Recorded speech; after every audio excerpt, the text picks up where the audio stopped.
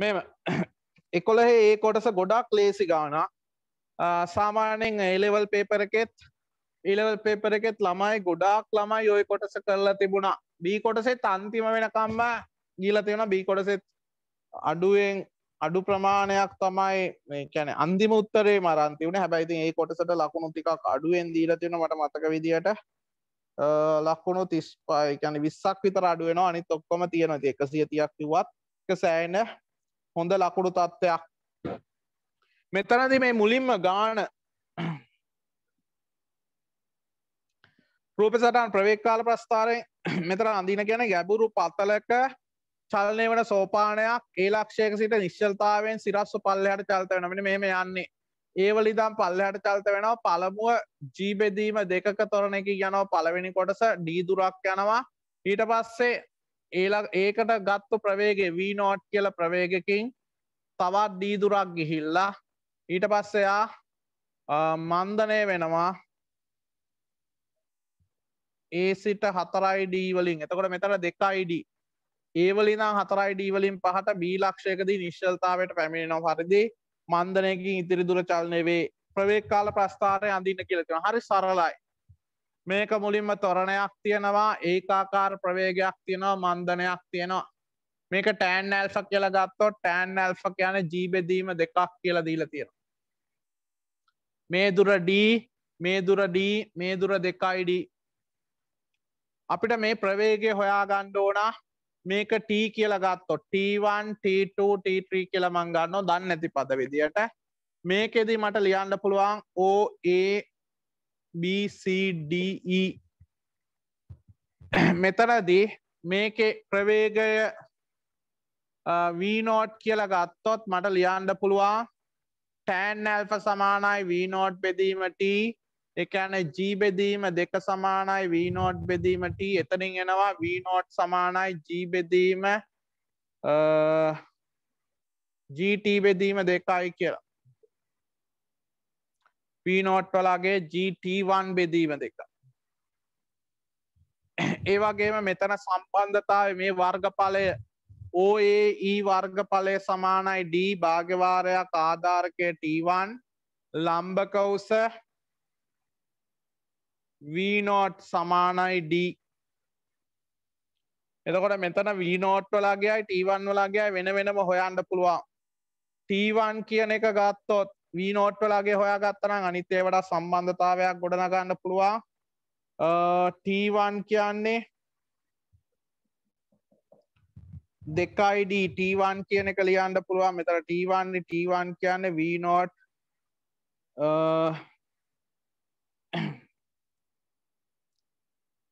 T1 V0 සමානයි 2id කියලා සම්බන්ධතාවයක් එනවා. V0 වලගේ හොයාගමු. T1 වලගේ T1 සමානයි T1 V0 කියන්නේ G T1 බෙදීම 2 සමානයි 2id. එතකොට T1 සමානයි 4id බෙදීම G ගේ වර්ගමූලය. T1 වලගේ ඔන්න ඕක කියලා එනවා. T1 වලගේ එක කාලයක් එනවා 4id බෙදීම G ගේ වර්ගමූලය කියලා. එතකොට ඒ කාලය මුළු කාලය තමයි අපි හොයන්නේ. මේකේ කාලය හොයාගත්තාම V0 වලගේ මට මෙතනට ආදේශ කරන්න පුළුවන්. V0 වලගේ එනවා V0 සමානයි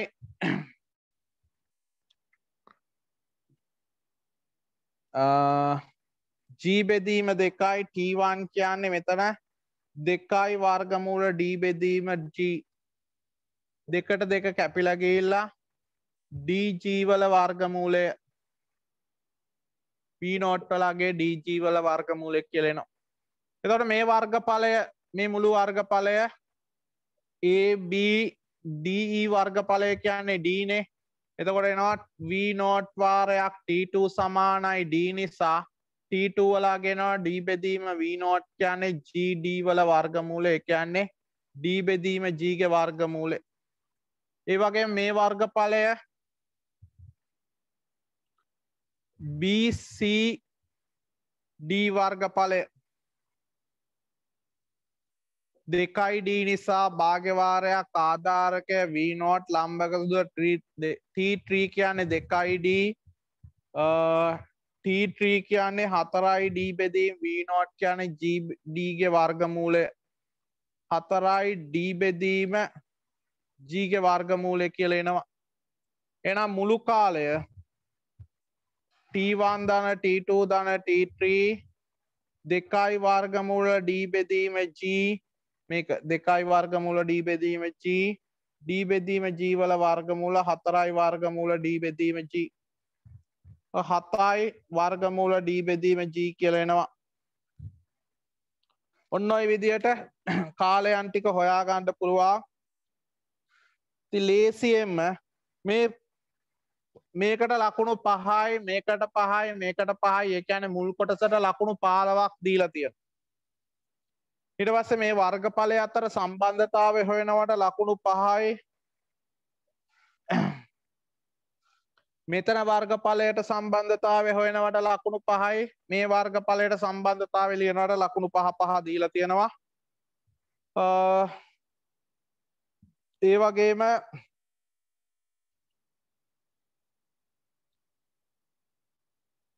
මෙතන මේ කාලයන් හොයනවට මෙතනට වෙනකොට තව ලකුණු 10ක් දුන්න කියලා හිතන්න.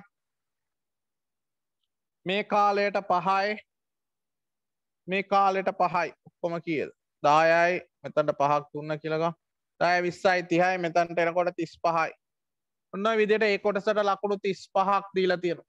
එතකොට මේ ප්‍රවේගකාල ප්‍රස්ථාර ගාන ලකුණු 50ක කොටසක්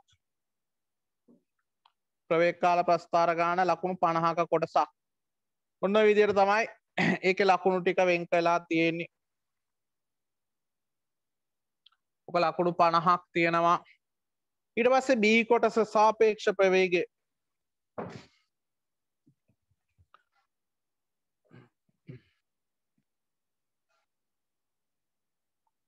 මේ සාපේක්ෂ ප්‍රවේගය දැන් මේ ප්‍රවේගකාල ප්‍රස්ථාර ගාන ටිකක් පෙනුමෙන් ලොකු වුණාට අතන ලකුණු එච්චරම ලැබිලා නැහැ මොකද ගාන ලේසියිනේ.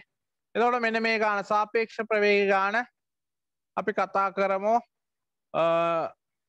මේ කතාව දැන් මේක ගාන ගොඩක් දිගයි. මේ ගාන දිග වෙනකොට පළවෙනියටම එකපාරක් ගාන කියවන්න මේ ගණන් මේ දේවල් ටික ලෝභ වෙන්න එපා දරුවෝ.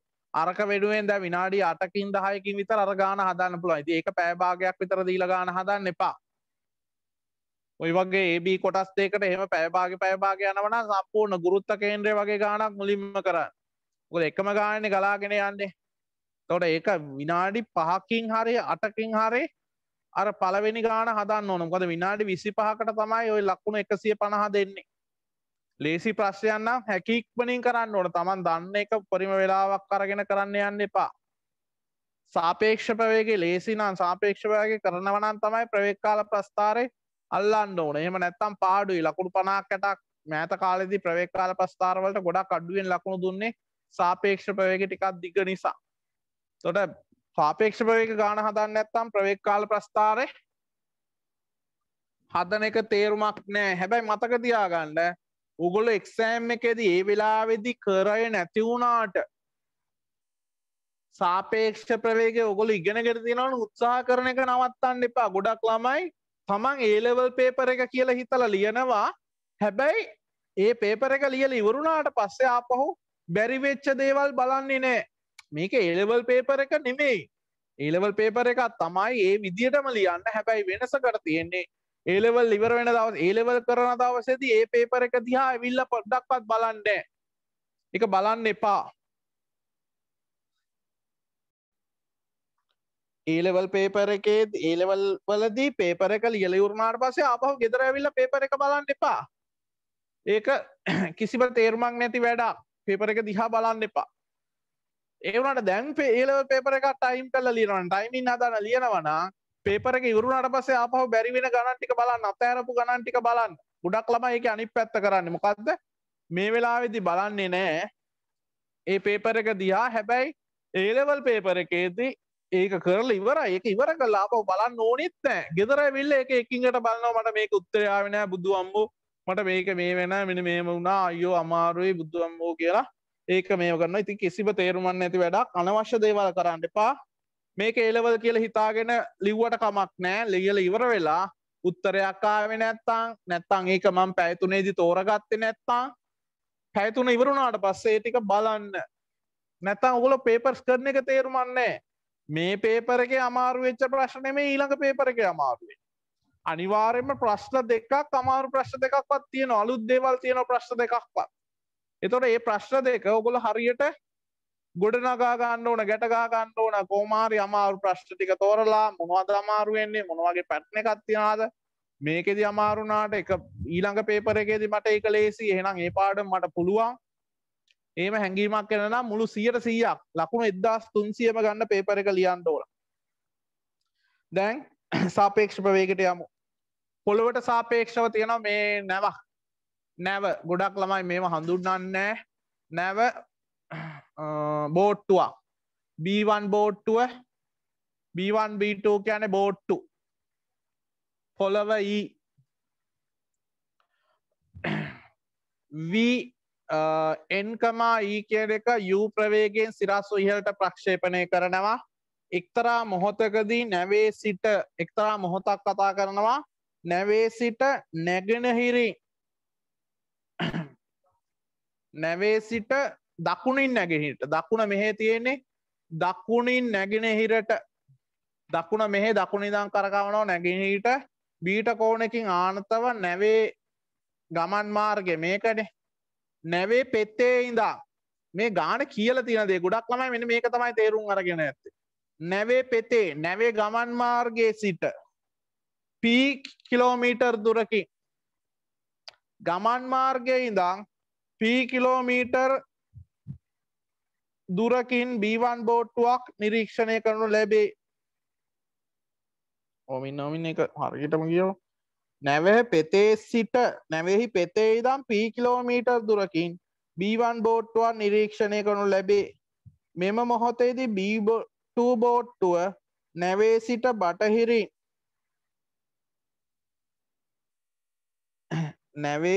බටහිරින් q කිලෝමීටර් දුරකින් නිරීක්ෂණය කරනු ලැබේ. නැවේ සිට බටහිරින් නැව මෙහෙ තියෙන්නේ. මේක B1 නැවේ සිට බටහිරින් B2 බෝට්ටුව තියෙන මෙහෙ. ඔන්න ඔය විදිහට තමයි ඒකේ චලිතය තියෙන්නේ. ඒතර ඔන්න ඔය කතාව තේරුම් ගන්න ඕන. එතකොට මේ P දුර සමහර ළමයි මේ P දුර මෙතනින් ලකුණු කරලා තියෙන ඉතින් අමාරු වැටෙන. අන්තිම උත්තරේට යද්දි මේක අමාරු වැටෙන. මුලදී නම් ඒක ගැටලුවක් නෑ. දැන්ටවත් බලන්න ඕගොල්ලෝ මේ විදිහට හරියට තේරුම් ගන්න තියෙනවා. නැවේ පෙතේ සිට කියලා එක බෝල්ට් කරලාම දක්වලා තියෙනවා. සාද කරලාම දක්වලා තියෙනවා. ඔරිජිනල් එකෙත් එහෙම වෙන්නේ නැති මොකද මාර්කින් ස්කීම් එකේ නම් එහෙමයි තියෙන්නේ p කිලෝමීටර් දුරකින්. එතකොට මේ දුරක් යද්දි මේ සමාන්තර රේඛාවක ඉඳන් දුරක් මයින්නවා නම් ඒ කියන්නේ ලම්බක දුරක්. ඒක මේ ඇන්ගල් දුරක් නෙමෙයි. සමාන රේඛාවක ඉඳන් ලක්ෂයක ඉඳන් නම් දිගක්. රේඛාවක ඉඳන් නම් ලම්බක දුරක්. මේ කතා කරන්නේ ලම්බක දුර ගැන.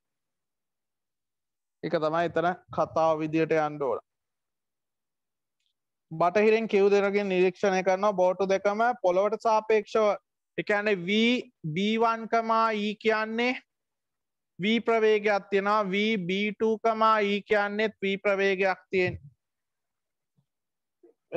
අල්ලා ගැනීමට අපේක්ෂාවෙන් යාත්‍රා කරයි. නැව අල්ලා ගැනීමට අපේක්ෂාවෙන් නැව අල්ලන්න යන්නේ. ඒ කියන්නේ V B1, E B1, N B1, N කියන එක යන්න ඕනේ නැව මෙහෙම තියෙද්දි මෙන්න මේ ඇන්ගල් එකට. ඒ වගේම V B2, N නැවට සාපේක්ෂව නැව නිශ්චල නම් B2 යන්න ඕන මෙන්න මේ සිරසත් එක්ක මේ ඇන්ගල් එකට බීට කෝණයකින් ආනතව ওই ඇන්ගල් එකට යන්න ඕන. නැව අපේක්ෂා කරලා නම් පොළොවට සාපේක්ෂව බෝට්ටු වල පෙත නිර්ණය කිරීම සඳහා ප්‍රවේග කළ ත්‍රිකෝණ දල සටහන් එකම රූපයක අඳින්න. එතකොට මෙතන විශාලත්වය මට ලියනවා මෙන්න මේම සම්බන්ධතාවය V BI BR කියලා ගමු BI. BI දී ඇති විට E BI විශාලත්වය දිශාව පමණක් දන්න රාශිය යුක්ත කළානේ. මේක සමාන n V BI, E ධන V E, N තොර bi, in කියලා මේ පොදුවේ අරන් තියෙන v b1, in කියලා ගත්තා නම් b1, e මෙතනට දාන්නේ b1, e කියන්නේ v ධන e, n කියන්නේ මෙයා ඉහළට u. ඒ වගේම v b2, n කියලා ගත්තාම b2, e b2, n ධන ආනත දිශාව නෑ මෙයාගේ දිශාවනේ මේ දාන්නේ b1, n කියන්නේ මේ පැත්තට මෙයාට v b2, n අපිට දාන්න ඕන දෙවෙනි එකට දැම්මාම ආනත තලය දිගේ මෙහෙම දිශාව උක්ත කරලා අඳිනවා මේක v ධන මෙහෙට u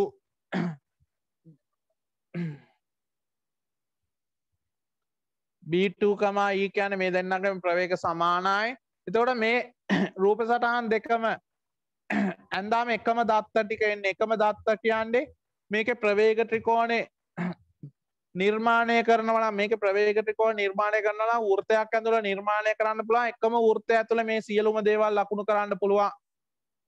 මේ විදිහට වෘත්තයක් අඳිනවා වෘත්තය අඳින්නේ අරය v වෙන විදිහට වෘත්තයක් අඳිනවා ඒකේ කේන්ද්‍රයෙන් කෙලවර වෙන විදිහට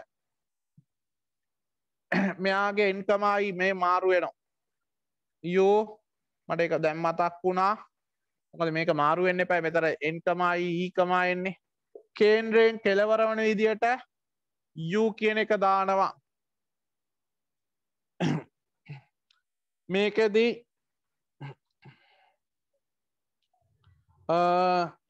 v කියන එක විශාලයි කියලා දෙන්න ඕන u ට වඩා. එහෙම නැත්නම් වෘත්තය අඳින්න බැරි වෙනවා. v විශාලයි u ට වඩා දෙන්න ඕන. එතකොට වෘත්තය අඳින්න පුළුවන්. මේකෙදි එක වෘත්තයක් මම නිර්මාණය කරන මුලින්ම මෙතනදී ගත්තාම ඒ ආරම්භක ලක්ෂයෙන් ආරම්භ කරමින් වෘත්තේ පරිධිය හමු වන තෙක් දිශාව පමණක් දන්නා රාශිය v b1, n ලකුණු කරාම ඒ පරිධිය හමු වන ලක්ෂයයි කේන්ද්‍රයයි යා කරලා කේන්ද්‍රය නිවතට ඊ තලයක් යෙදුවාම එතනින් එනවා විශාලත්වය පමණක් දන්නා රාශියේ දිශාව b1, e කියන එකේ දිශාව වෙනවා ප්‍රවේගය v. ඒ වගේම මෙතනදී ඇන්දාම මේකේ විශාලත්වය පමණක් දන්නා රාශිය විශාලත්වයයි දිශාවයි පමණක් දෙකම දන්නා රාශිය වෘත්තයේ කේන්ද්‍රයේ කෙළවර වෙනකන් ඇඳලා ඊට පස්සේ එහි ආරම්භක ලක්ෂයෙන් ආරම්භ කරමින් ඒකේ ආරම්භක ලක්ෂයෙන් ආරම්භ කරමින් දිශාව පමණක් දන්නා රාශිය නිරූපණය කරනවා වෘත්තයේ පරිධිය හමු වන තෙක් ඒ හමු වන ලක්ෂයයි කේන්ද්‍රයයි යා කළා කේන්ද්‍රය නිවතට ඊ තලයක් යෙදුවාම විශාලත්වය පමණක් දන්නා රාශියේ දිශාව ලැබෙනවා. කොහොම තමයි කතාව තියෙන්නේ. එතකොට මේක තමයි v b2, n විශාලත්වය අපිට හොයාගන්න පුළුවන් එතනින්. ඔන්නෝම අපිට ගාන හදාන්න පුළුවන් පොළවට සාපේක්ෂව බෝට්ටුවල පෙත නිර්ණය කිරීම සඳහා ප්‍රවේග ත්‍රිකෝණයක්. එතකොට පොළවට සාපේක්ෂව කියන්නේ මෙන්න මේ දෙක තමයි අපිට ඕන. ගමන් මාර්ගය නිර්ණය කරන්න පෙත. ඊට පස්සේ කියනවා මෙතන කියනවා පොළවට සාපේක්ෂව B1 බෝට්ටුවේ පෙත උතුරින් බටහිරට. පොළවට සාපේක්ෂව B1 B1 මේක උතුරින් බටහිරට. උතුරින් බටහිරට මෙන්න මේක උතුරින් බටහිරට මෙන්න මෙච්චර කෝණයක් කියලා පෙන්නන්න. මෙන්න මේ ඇල්ෆා කියලා ගත්තොත් ඔන්න ඔය ඇල්ෆාගේ අගය හොයන්න ඕන. උතුරින් බටහිරට බීට ඍණ sin inverse මෙන්න මෙච්චර කෝණයක් කියලා පෙන්නන්න කියලා තියෙනවා. රූප සටහන හරි බීට වලින් බීට ඍණ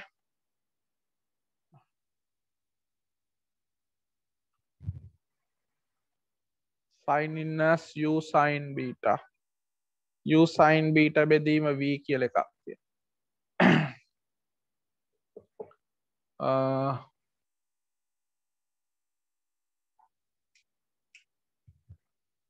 හැම වෙලාවෙම දරුවෝ මොනවා හරි නොදන්න පාදයක්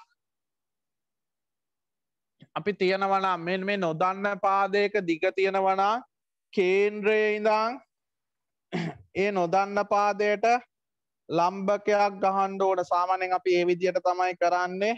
මේ ඇන්ගල් එක මෙතන දැන් සම්බන්ධතාවය ඇල්ෆයි බීටයි අතර සම්බන්ධතාවයක් හොයන්න ඕන.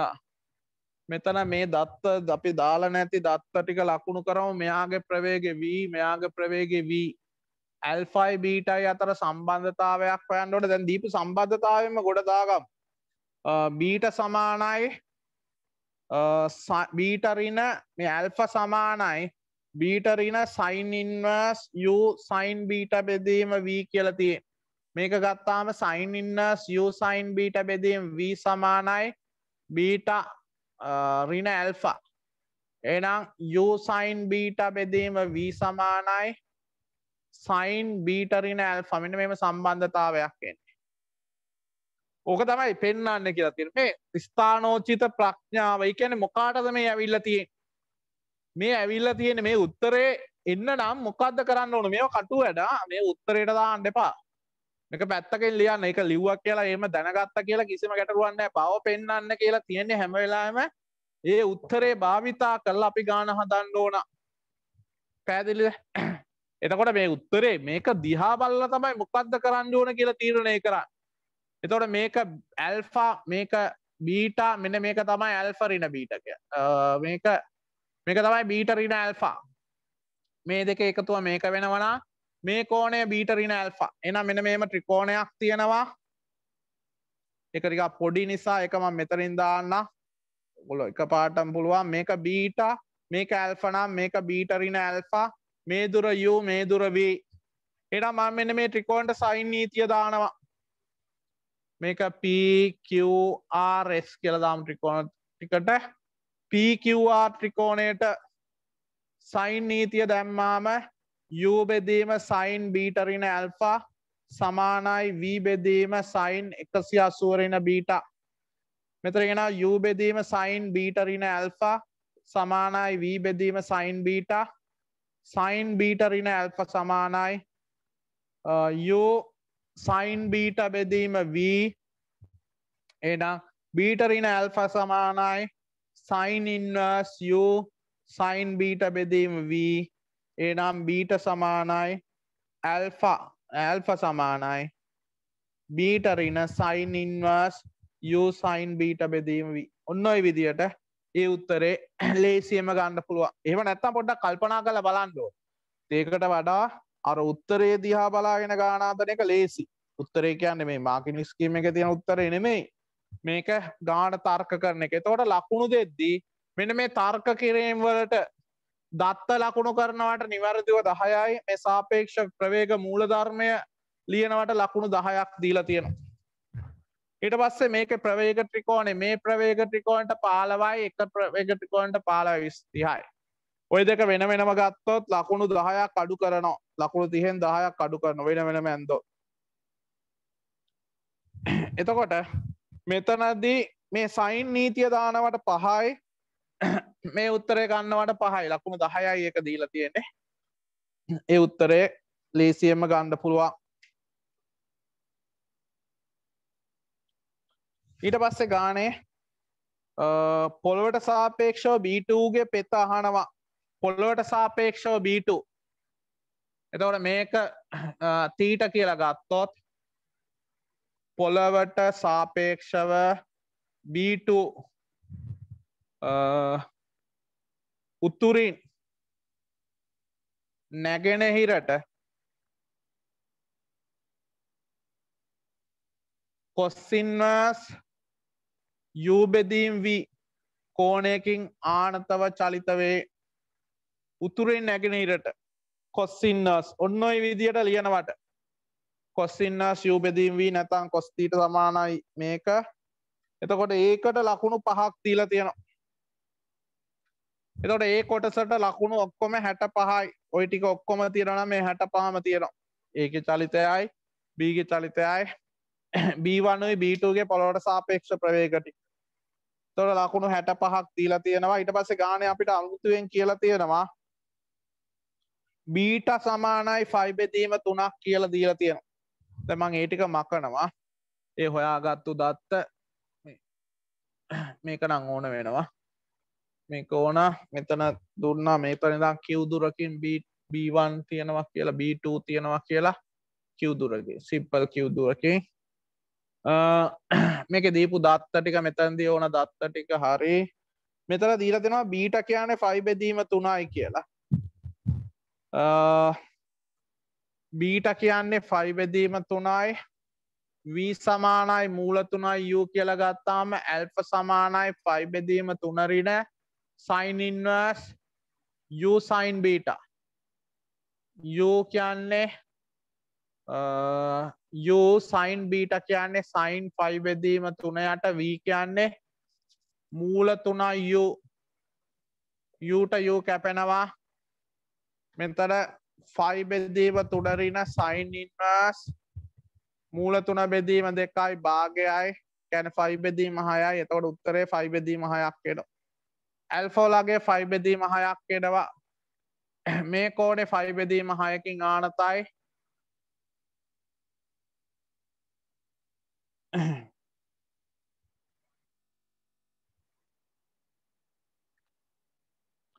ඔන්න ඔය විදියට එනවා B1 බෝට්ටුව B2 බෝට්ටුවට පෙර නව අල්ලා ගැනීමට හැකි බව පෙන්වන්න කියලා තියෙනවා B1 බෝට්ටුවට B2 බෝට්ටුවට පෙර නව අල්ලා ගැනීමට හැකි බව පෙන්වන්න මෙන්න මේම සම්බන්ධතාවය. එතකොට B1 බෝට්ටුවට නැව අල්ලා ගැනීමට ගත වන කාලය B1ට නැව අල්ලා ගැනීමට ගතවන කාලය සමානයි විස්ථාපනය සාපේක්ෂ විස්ථාපනය q බෙදීම p නෙමෙයි මේක බීටා වලගේ 5 බෙදීම 3ක් කියලා තියෙනවා p cosec 5 බෙදීම 3 මේකෙන් මේක නම් sin මේකෙන් මේක නම් cosec 5 බෙදීම 3 වාරයක් මේක cosec 5 බෙදීම 3 සාපේක්ෂ විස්ථාපනය B1 නැවට සාපේක්ෂව B1 ගේ ප්‍රවේගය මේකේ ප්‍රවේගය හොයා ගන්න ඕනේ.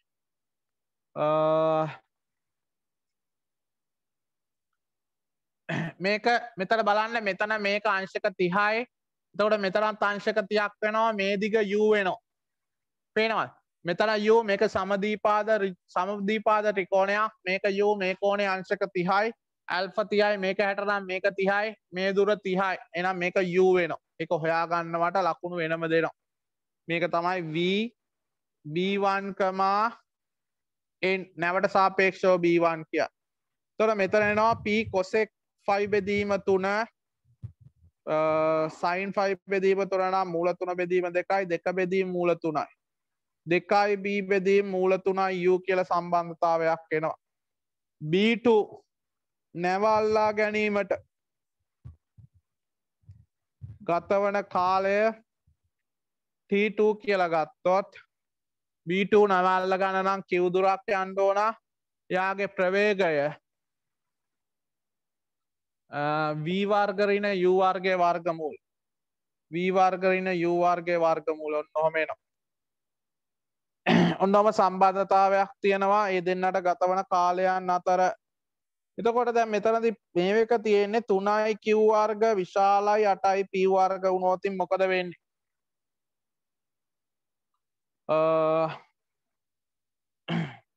3යි q වර්ග විශාලයි 8යි p වර්ග වුණොත් b1ට b2ට පෙර නැව අල්ලා ගැනීමට කාලය හොයන්නලු v සමානයි මූල 3යි u කියලා දීලා තියෙනවනේ ඒක තාම ගත්තේ නැහැනේ q බෙදීම v කියන්නේ මූල 3යි u කියලා සම්බන්ධතාවයක් දීලා තියෙනවා. ඒක මම තාම ගත්තේ නැහැ. ඒක මතකත් නැතර. v සමානයි මූල 3යි u. ඒක මෙතනට දැම්මාම මේක මූල 3යි u නේ. එතකොට මේ විදිහට ගන්න ඕනේ නෑ. මූල 3යි u මූල 3යි u වර්ග 3යි u වර්ග කියන්නේ මූල 2යි u වර්ග නේ. මේකේ වර්ගය 3යි u වර්ග ඍණ u වර්ග කියන්නේ 2යි u වර්ගයේ වර්ගමූල මූල 2යි u.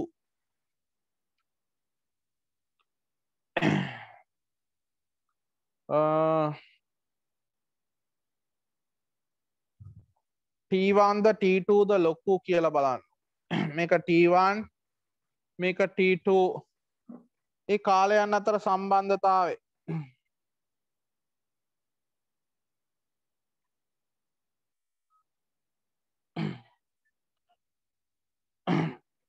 එතකොට ගානේ තියෙන්නේ T1 ට පෙර B1 බෝට්ටුව B2 ට පෙර නම අල්ල ගැනීමට නම්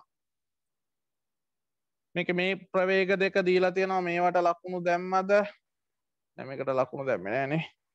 එතකොට ලකුණු දාද්දී මේ කෝණය හොයනවට ලකුණු 5යි මේක හොයා ගන්නවට ලකුණු 5යි. එතකොට මේ කාලය හොයනවට 2p බෙදීම මූල 3i u කියලා හොයනවට මේ b1 ට දුර මේක හොයනවට ලකුණු 10යි. මේකටත් 5ක් දීලා තියෙනවා. එතකොට මෙතනට 5යි. ඒ වගේම මේක හොයනවට 5යි. එතකොට ඔතනම තියෙනවා ලකුණු 5යි 10යි 15යි 20යි 25ක් තියෙනවා. ගානට ඔක්කොම තියෙන්නේ ලකුණු 35යි. තව 10යි. ඕන. මේ ටික මකනවා. අපිට ගාන කියන්නේ මොකද්ද ගාන කියන්නේ?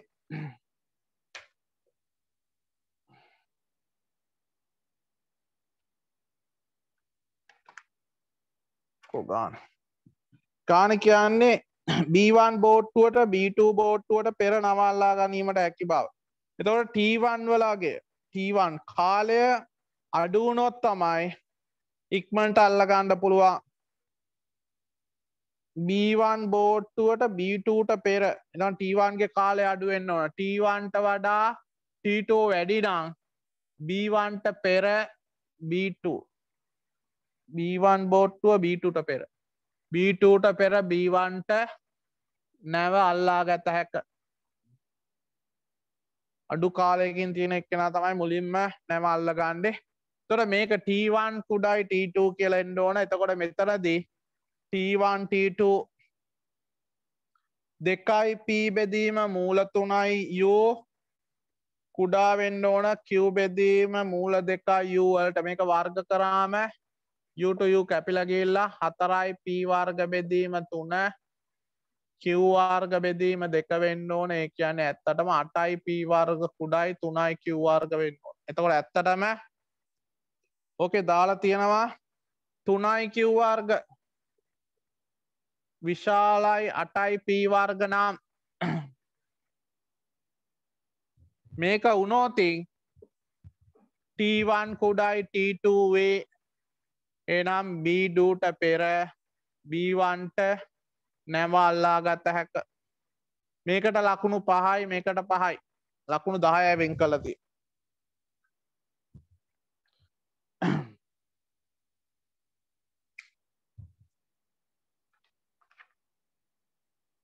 ඔන්න ඔය විදිහට තමයි අන්තිම තර්කය තියෙන්නේ. ගොඩක් වෙලාවට ඔන්න ඔය කොටස තමයි ගොඩක් ළමයි හදලා තිබුණේ නැත්තේ. ඒතර අන්තිම කොටස වෙනුනේ ලකුණු 35ක් වෙන් කරලා තිබුණා. ඒ ලකුණු ටික නැති වෙනවා.